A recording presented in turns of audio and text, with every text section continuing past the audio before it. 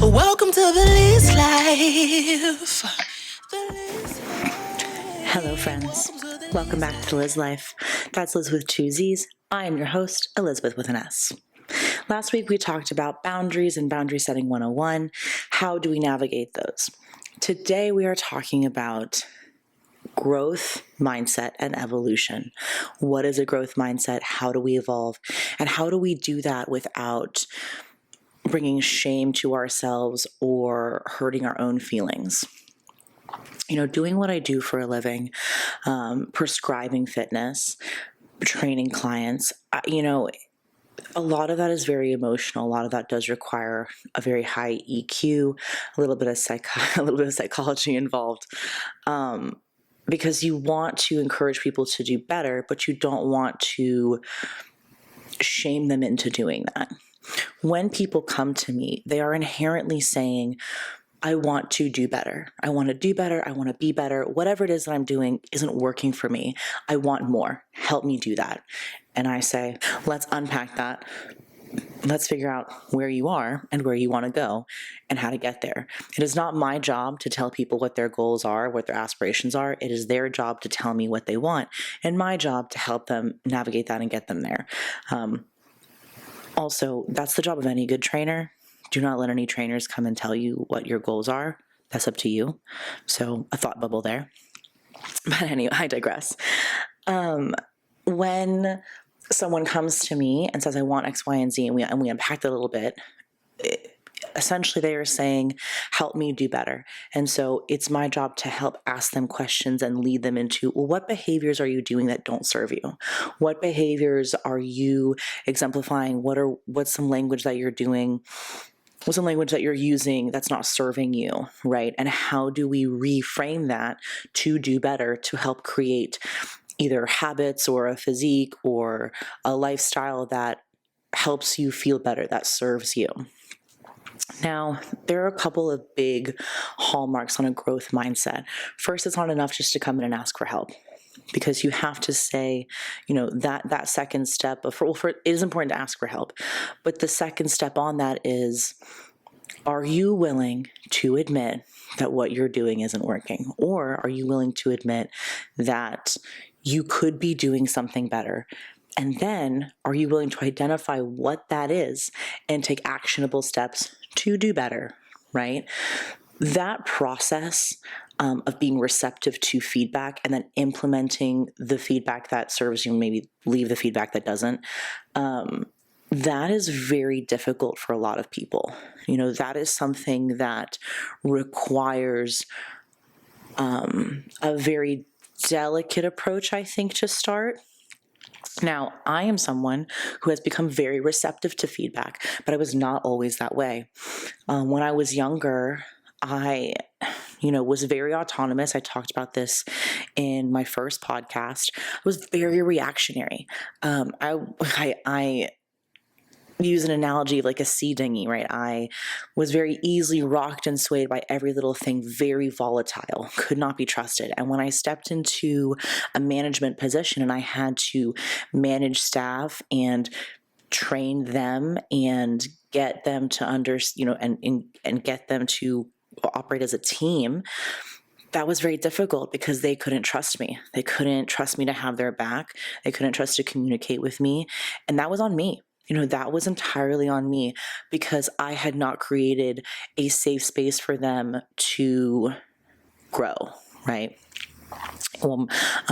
I had not created that team environment. And so I really had to dig deep down and say, how do I communicate better? How do I more accurately articulate how I'm feeling? And that took a lot, of intention, because first you have to say, what is wrong with what I'm doing now, right? It's very easy, and I think you see this a lot with managers and pseudo leaders. They feel very entitled to get people to follow them, and it is not that way. People will let you lead them if they trust you.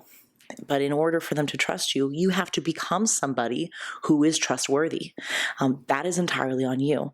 It is very easy to say, well, and I talked about this on my last podcast, on the boundaries episode, it's very easy to say, well, this is who I am, and if people don't like it, tough titty. No, no, no, no. If you are continuously being received poorly, that is on you, right? And that was on me. So I had to do a lot of work on the way that I communicated and the way that I reacted. We are responsible for our output into the world. We can't always control our feelings, but we can control the way that we react. That journey can be very long and arduous. It starts with clocking the behavior. And when I was first on this path, on this journey, I would still kind of, I would be very reactionary, but then I would sit with my thoughts and I would be like, ooh, I did not like what I just did there. I did not like how I responded. So I would have to reach out and apologize, and ask for forgiveness and acknowledge my poor behavior and take responsibility for that. And that was step one. And that kind of started this path. Then I would have to check my behavior, right? As you kind of move through that, you're able to kind of clock when you start to feel that chaotic energy, and you can stop yourself and say, ooh, I don't want to behave this way. I'm going to take a second to choose how I'm going to respond. And then you try some stuff and some things land and some things don't. But that is also a process. And you keep doing that. And when you mess up, you apologize. And then eventually you wake up and you don't have to try as hard, right? I don't exist as that reactionary person anymore from day to day because I have kind of trained that out of me. And that has given me the tools to start this podcast. But that was a long journey. And it's not to say that it's perfect. It's not to say that I get it right all the time. I still don't. I still have feelings. I'm not a robot. But I don't have to try as hard. And I genuinely don't feel that way anymore. My seaboat analogy, I used to be a dinghy that was rocked and swayed. And now I'm a yacht. I have built internal stabilizers that keep me grounded, and it would take a Titanic-sized iceberg to sink this ship. I am just not interested in feeling like that. I'm just not interested in feeling or feeding that chaotic energy anymore. It's not perfect. I definitely have moments where, ooh, old Lizz is not nice. There are a lot of versions of me that I've gone through over the years as I evolve and continue to evolve. But this tongue is very sharp. My mother is a lawyer who majored in linguistics, so I am armed with a very wide range of vocabulary. And unfortunately, I used to weaponize my words, and that is not something that I try to do anymore. But that was something that I used to do, was very sharp, very cutthroat. If you hurt the people that I love, please beware. These talons are not for show. But for the most part, I try not to exist in that space, right? Being able to, deciding who you want to be and being able to take actionable steps to try to become that person is a journey, but you can wake up every day and feel good about the decisions you have made, about the way that you have communicated. You can feel good that you have done your best to be the best that you can be. And again, sometimes we nail it, sometimes we don't. Sometimes our best is up here, sometimes she'd be way down here, but we're doing our best. Not too long ago, I have a girlfriend, and she came over for dinner, and we were talking, and she was talking to me about this guy that she started talking to, and something that we were talking about kind of triggered this emotional response in me. And I was about to, because I'm so comfortable with her, fly off the handle and be very reactionary. And I took a second, and I took a deep breath, and I clocked my energy, and I said, in my head, I'm like, it's not very conscious, but I know that if I fly off the handle, that will not be received well. And so I clocked the energy, and I tried to dial it down. And then I kind of expressed myself, and she looked at me and she said, I feel like I just watched you bury your feelings. I just saw that all over your face, and you need to be able to express your feelings and all this stuff. And she's not wrong. In that I do have a tendency to bury my feelings. That is something that I do in an attempt to keep moving forward. But in that moment, that's not what I was doing. In that moment, I was choosing how I wanted to respond. I clocked the chaotic energy, and I decided that I wanted to behave in a way that was going to be well received. I wanted to articulate myself better. But she has a very solid point in that it's important to feel your feelings, clock them the way that something makes you feel, and then maybe when you have a second later, circle back to that and unpack, why did that make you feel that way? And sit with that for a little bit. We can't always control how we feel or how something makes us feel, but we can control how we react. We can control the energy that we put out into the universe. We can make a decision about how we want the people around us to feel when they are around us. Can they trust us with sacred information and we don't dump our own trauma onto them when they have been kind enough to open up their vulnerability to us? That is a decision that you have to make, and one that takes intention to do.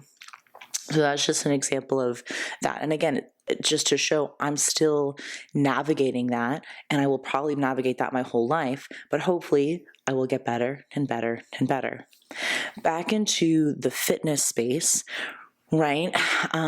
When someone comes and says, well, I want this, this, and this, I want to sleep better, I want to be more mobile, I want to change my body composition, I say, what are your habits? My bad habit was being very reactionary. I wanted to be a leader. What steps do I have to take to make that happen? If you say, I want these things, but you're not willing to say, well, I'm not sleeping well, I'm having caffeine before bed, I'm not committing to my movement, I'm not stretching, right? If you want to be more mobile, baby, you got to stretch.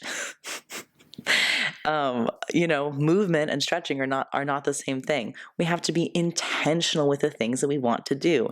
If you want to change your body composition, you have to get some protein, you have to get some movement. If you want to sculpt stronger legs, you have to work out your legs. It sounds so simple, but it's difficult because when I ask people, have you been doing this and this? We tend to overestimate our effort and underestimate our results.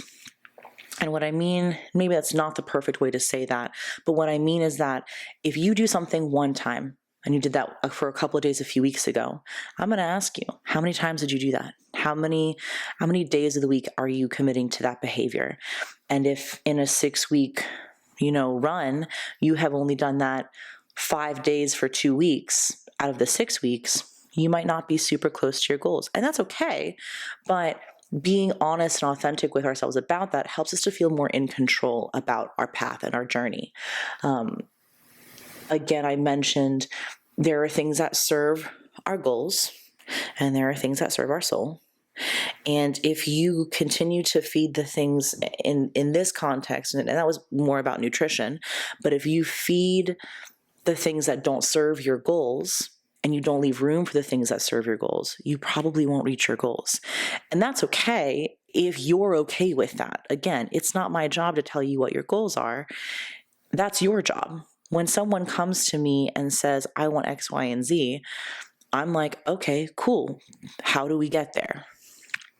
How do I arm you with the tools to get the things that you want? But first we have to unpack what you're doing. Are you receptive to me saying, hey, maybe this behavior isn't serving your goals. Maybe we could do this better. Maybe there is a more efficient way to fit your lifestyle that will help you be who you want to be or help become the person you want to be. There is a book called Atomic Habits by James Clear, which is really helpful. And I love some of the language. And actually, I had been doing a lot of this and implementing this in our programming before I even read the book. But essentially, it's saying, in order to be who you want to be, you have to create habits of the person you want to be. And again, you don't always nail it, but you start with something small. For some people, I'll say, add 1 protein shake a day. Just 1. I'm not going to ask you not to eat anything. I'm not going to ask you to do something else. Just make sure you're getting some kind of protein supplement a day. If your job is really busy, you don't have time to cook, whatever it is, supplement with something. create this one habit, this one intentional habit. Some people drink some water every day, whatever it is for you, just an example. And that helps to bring an awareness to their nourishment, right?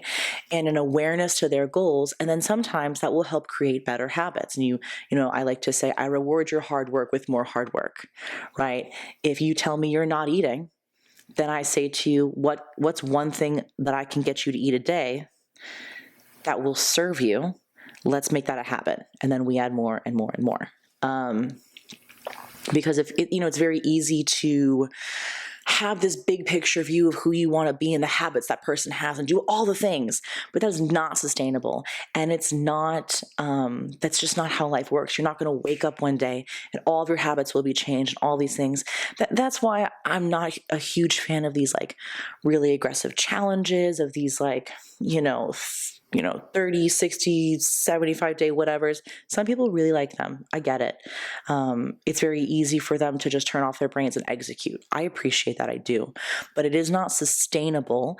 And usually after those days, they go right back to their old habits because they have not created habits. They have not created true habits that they can sustain every single day. They think, oh, I've done it. It's over. I'm fixed now. Now I can go back to doing what I was doing. It doesn't really bode a lifestyle change. And I will say this, if you do a diet and it works, you shouldn't have to do it again. Because it inherently means it didn't hold, it didn't work. I try not to frame things as diets, more as lifestyle changes and things that serve you and your goals so that you can still live your life and reach your goals. And you don't have to, there's not a switch of, oh, well, I have to do this in order to get this. No, we're just going to create better patterns to grow. But in order to do that, again, back to a growth mindset. Doing things like diets and challenges don't really come from a growth place because they say, well, if I do this, then this will get me to want to be, and I can still be who I am.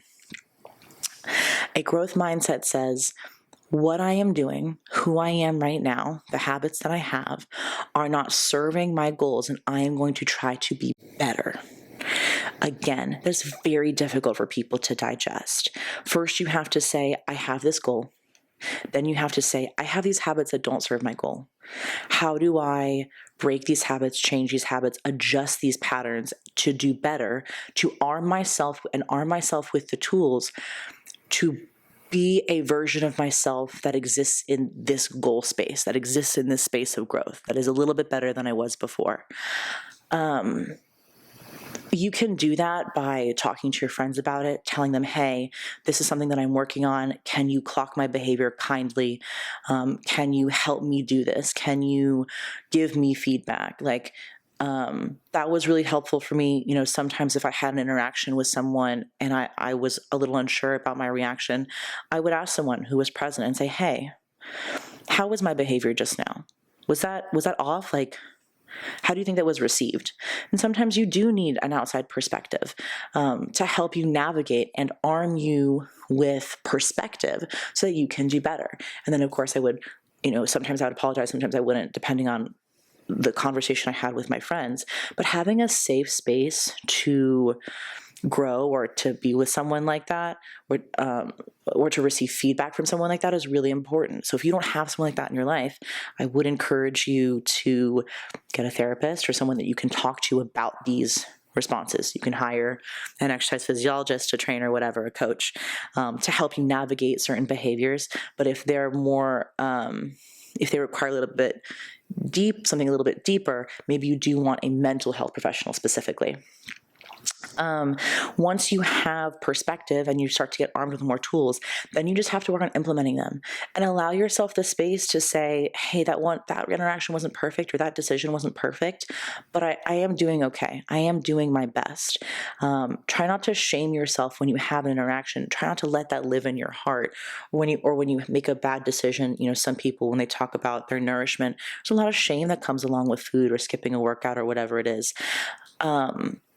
You don't have to exist in shame You just clock it and say, I'm going to do better next time. I'm going to try, but I'm going to try again tomorrow. I'm going to try again later. I will try today. I'm going to drink some water and take a beat and do a little bit better, and be honest with yourself. It does require a growth mindset, requires a lot of reflection on your behaviors. What happens a lot is we fib to ourselves about our behaviors, and then we feel lost and chaotic. Why isn't anything working? Why aren't I getting better? Why aren't I doing this? You have to be able to sit and reflect and not shame, but just reflect on the actions that were taken. Try to take your emotions out of it. I know it's very difficult, but reflect on the actions that were taken, and then create more actionable steps to try to do better. Try to implement those steps in your life so you can acknowledge where you're at, where you are, where you want to be, and then make a plan to help you get there. Right? This is how we evolve, because we don't want to change who we are entirely. I am still who I am at my core, but I want to be a better version of me, a less reactionary version of me, someone who lives a more peaceful life, right? I posted this reel earlier today. It's like this sound is like a teenage dirtbag, and so you post yourself and then some photos from when you were a teenager, and my friends that knew me back then we're still friends now, are commenting, and it's really funny. And I was struggling to think of a caption, and I wrote same but different, because I recognize that girl. She loves to have fun. I still love to have fun. I love to have a good time. I am of the belief that life is meant to be celebrated. I love to celebrate with my friends. I love to go out and dance. I love to have a good time and to be around good energy. I do love that. At the same time, I don't know that I would be doing the same things that I was doing as a teenage dirtbag. I lived a very full and maybe dangerous life as a teenager, but it did arm me with a lot of experience that most kids do not get. And so when I got to college, I was able to navigate that, I think, a little bit better than maybe some people who were more sheltered. But also those experiences gave me a lot of wisdom and perspective on a lot of different types of people, some of the underbelly of society. But it gave me a lot of perspective of who I wanted to be, things that I liked, things that I didn't like. And now I am armed with a lot of tools that those experiences gave me. So I would not change them for anything. And I really love that even as I exist now, some of that's still with me. I had red hair and dark eyeliner. I still love skulls. Right. My mom came in and saw my decor, and she said, she's like, is it Halloween? And I said, it's always Halloween. It's always Halloween. These skulls will stay up forever. But some yoga, some Zen, some gold, some bedazzle. I love it, right? So some things, in my core don't change, but the way that I operate certainly has changed as an adult woman with responsibilities and a mortgage. But, you don't want to lose your personality. You don't want to lose who you are. But that's what evolution is. You are evolving. You are still you, a Homo sapien, but different, right? Same, but different. Constantly improving and growing and creating more habits for yourself. So the big takeaway here is, how do I create habits that serve me? How do I become receptive to feedback in order to grow? I will say this. I have lost a couple of friendships over the years because they don't want to grow. And it's not that I require people in my life to grow, but I am very receptive to feedback. And there are a lot of people who still identify with the person that I used to be, which is super fair. They don't really see the person that I am now, but also they are not growing. And so I no longer identify with who they are. I went home a couple weeks ago and this is a separate thought, but I went home a couple weeks ago and caught up with some of my friends, and they were, teasing me and being like, I'll watch your podcast when the real you comes out, right? When Toxic Liz comes back, and I laughed because, well, on a couple of different layers. Number one, there are tiers of friendships, right? Tier one is your innermost sanctum. Those are the people that you can have a bad day with. You can be your most Kremlin self. You can fall apart in front of these people, and they know who you are in your core, and they will love you anyway, right? You can be, they see your darkest sides, and they love you anyway. Tier two friends don't really get a whole lot of that. You have to be a little bit more careful because they might repeat those parts of who you are, or they might hold on to those, right? They don't get quite that kind of vulnerability. Tier three friends, they don't really get any access to that, but they are fun to hang out with, and you love spending time with them because they're fun, whatever, a little more surface level. And then you have acquaintances. And people can move and shift tiers as they grow and, you clock certain behaviors and changes in your lives, whatever. And so we're constantly adjusting those tiers. And here's my thing. Not everybody gets tier one access to me, this podcast included. I am my most authentic self. This is a version of who I am, but I'm not gonna fall apart every episode, or be that reactionary version of myself, because that's not who I generally try to exist as. Not the general public doesn't get tier one Liz, it's a different space. Number two, another reason I found it kind of fun or funny is that I love that this is who I am now, and she's almost unrecognizable from the toxic version of myself that used to exist. And that, I think I could have had my feelings hurt, but instead I was just really proud of myself for not really identifying with that version of me. And maybe this version isn't as funny or sharp-tongued, but I am more peaceful. I exist in a better space now, and that sharp tongue still exists, but it's less reactionary now, and I'm really proud of that. So, I thought that was really funny, and I love my friends, and they love me. I know that, but it did make me feel good because I had also brought a friend with me. You guys will be meeting her soon. She interjected when my friends were absolutely roasting me, and she said, "I love her podcast. This is the Liz that I know, and I love her." And it is. She's a more recent friend, so this is the version of me that she gets, and the version that I hope to introduce myself to people with. And I'm okay with saying that, because this is who I am. And just because my other friends have seen me go through some very chaotic, toxic versions of myself doesn't mean that person isn't somewhere in me, but I hope that she is a very small part of me now, that the version of me that I am is allowed to continue to flourish without being weighed down by that old version of me. And I'm proud that the people that know me as I am now love this version of me. I manage a staff that is very receptive to me. We have an environment that is very kind and receptive to feedback. I don't always get it right, but now I lead a team that is incredible. The energy that we have cultivated at our facility and among our team is second to none, because we all exist in a growth mentality. We exist in a growth space. We are all very receptive to feedback. A lot of our staff feels very comfortable coming to talk to me about issues because they know that I have their back. They know I'm not going to fly off the handle. I tell them regularly, there is nothing that anyone could say, a member, a client, whatever, in which I would not have your back. Now, behind closed doors, we will always talk about what could we learn from this experience, but I will always have your back. I will not fly off the handle or be reactionary. I will always be there for you. But in turn, I need you to communicate with me when you are dissatisfied with something.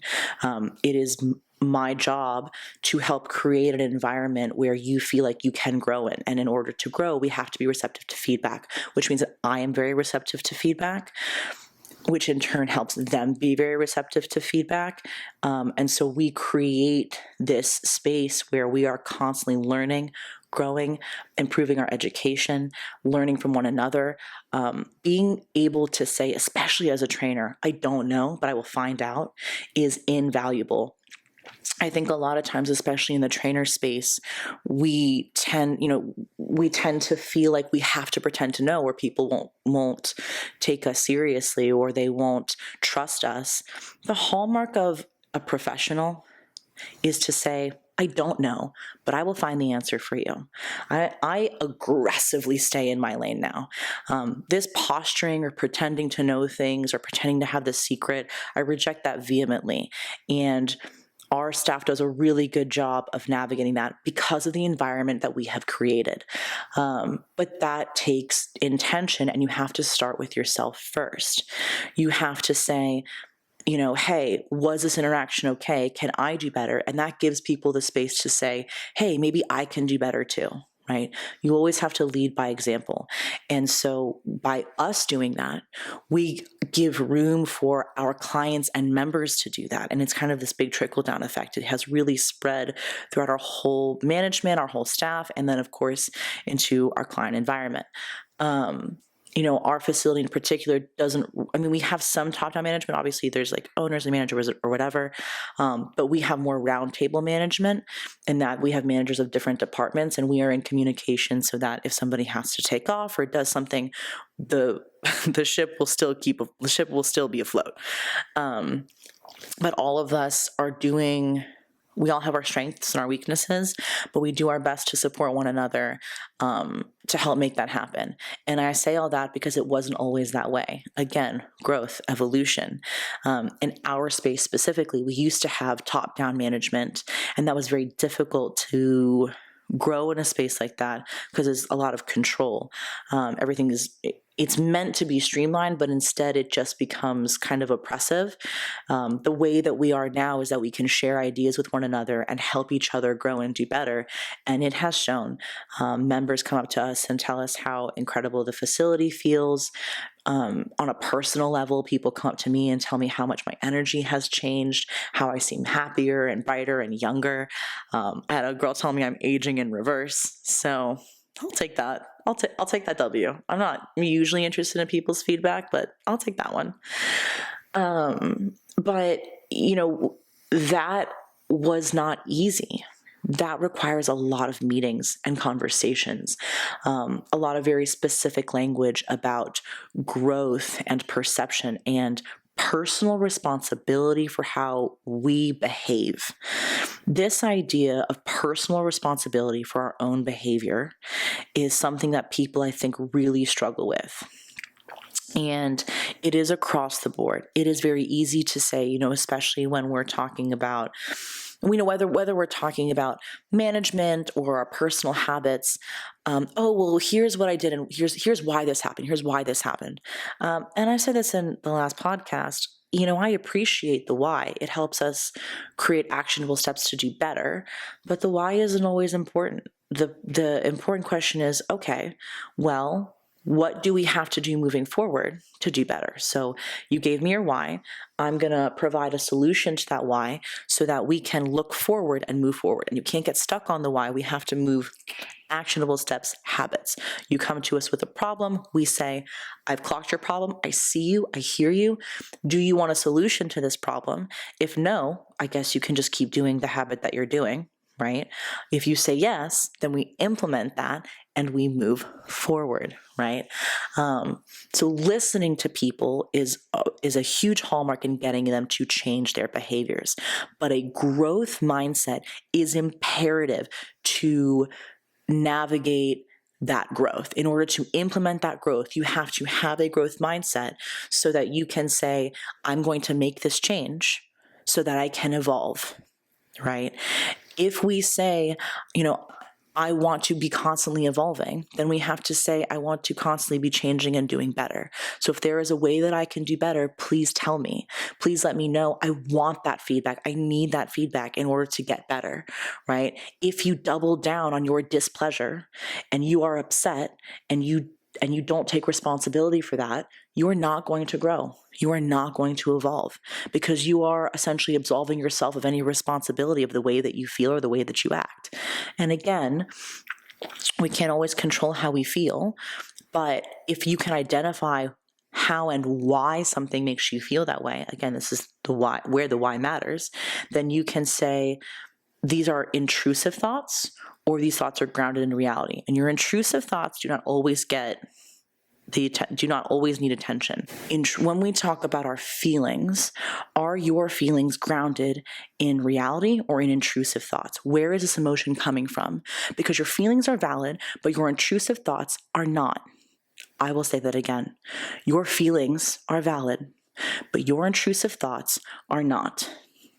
How do you pick apart what is rooted in reality and what is rooted in an intrusive thought? Where is this coming from? And that I would encourage you to talk to your friends, your family, a therapist. And are you clocking your behavior or your feelings and saying, this is, I like these feelings, I feel good, or maybe I don't like these feelings. I don't like how I feel. I'm not reaching this version of me that makes me feel good or makes me feel better. How do I do better? How do I not feed those intrusive thoughts? A lot of times our habits are rooted in emotion or denial. And again, shifting into a growth mindset helps us to say, okay, how do I not feed my intrusive thoughts? How do I create a more positive emotion around this? How do I think more positive thoughts? And that's where we get into positive affirmations or think less, do more. A couple of other techniques we try to use, in order to execute without being emotionally based is number one. Or saying, if we're in denial still, you kind of have to sift through that and say, am I being honest with myself about the actions that I'm taking, about the way that I'm existing in this space, in this world?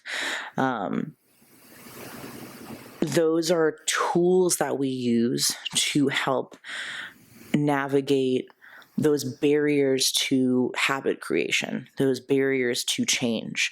Do we need to, everyone is different.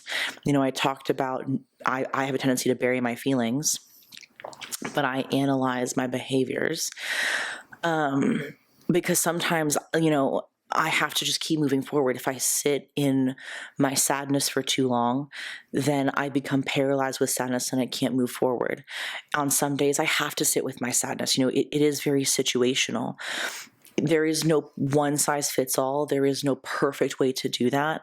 But there are tools that you can arm yourself with based on where you're at. But the first step to navigating that is saying, where do I have room to grow?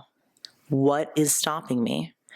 And what are some actionable steps I can take to move forward towards this place of evolution? Those are the big hallmarks. You have to decide how you want to behave. You have to decide what your modality is going to be. But I would encourage you, if you have a hard time sifting through that yourself, please seek a professional to help you. I'm always happy to help you navigate. You can shoot me an email at the Lizz Life. That's Liz with two Z's, THELIZZLIFE@gmail.com. You can find me across all social media platforms, Instagram, TikTok, Twitter, at the Lizz Life, spelled the exact same way. If you found today's video helpful, or if you need more, please let me know. But if you did find it helpful, it would really mean a lot if you could share, subscribe, leave a review on, if you have Apple Podcasts. Please leave any comments. I would love to hear from you. It would really mean a lot. I'm always trying to do better for you guys. I hope that you learned something today and that you are armed with a couple more tools and insight to help improve your life. Again, this is The Lizz Life. Thank you for joining me. I'm your host, Elizabeth with an S, and shine on, my friends. Welcome to the Lizz Life. The Lizz Life. Welcome to the Lizz Life. Welcome to the Lizz Life. Lizz Life. Welcome to the Lizz Life. The Lizz Life. Welcome to the Lizz Life.